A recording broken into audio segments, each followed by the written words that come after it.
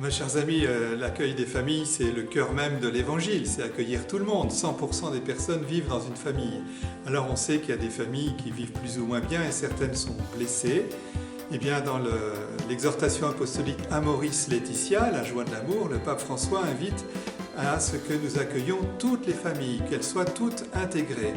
Au fond, dans une autre encyclique, il avait dit que le temps était supérieur à l'espace. Quand c'est l'inverse, on trie les gens, on les met dans des cases et ceux qui sont triés, qu'ils soient d'un côté ou de l'autre, ignorent un peu les autres. La réalité, c'est que nous sommes tous en route, le temps est supérieur à l'espace et nous devons tous marcher ensemble, quelle que soit la situation de notre famille. Et c'est cela l'intuition première du pape François. Ensuite, il y a des personnes qui sont, comme il dit lui-même, en situation dite irrégulière. Il ne dit pas irrégulière, ce serait remettre les gens dans les cases. Il dit dite irrégulière.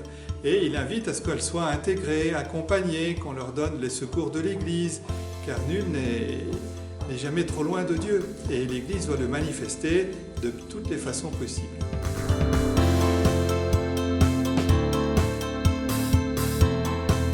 Alors merci d'avoir dit personne homosexuelle, parce qu'on n'est jamais réductible à une orientation ou une manière d'être. Deuxième point, il est clair que l'exhortation Amoris Laetitia parle très peu des personnes homosexuelles, sauf pour dire que le terme de mariage est réservé aux couples hétérosexuels. Ce qui n'empêche que les personnes homosexuelles peuvent avoir une véritable fécondité sociale, une véritable place dans l'Église. Moi j'en connais personnellement, soit des salariés, soit même des bénévoles. Voilà, Dieu aime tout le monde, il appelle tout le monde à le suivre et à vivre de son esprit.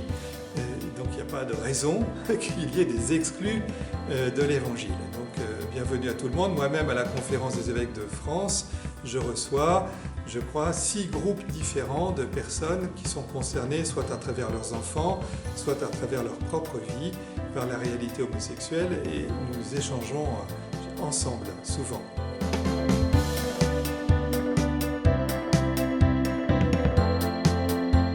Alors en fait, le pape François invite à préparer le synode, parce que le véritable synode aura lieu en octobre 2023, mais il invite tout le peuple de Dieu, puisqu'il s'agit de marcher ensemble. Ce serait un peu bizarre si le synode ne s'intéressait qu'au moment où les évêques se rassemblent.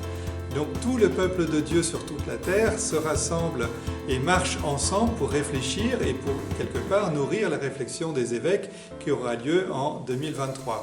Alors dans le diocèse, nous avons ouvert un petit peu ce chapitre vendredi dernier et le seul message que je voulais faire passer ce jour-là, c'est que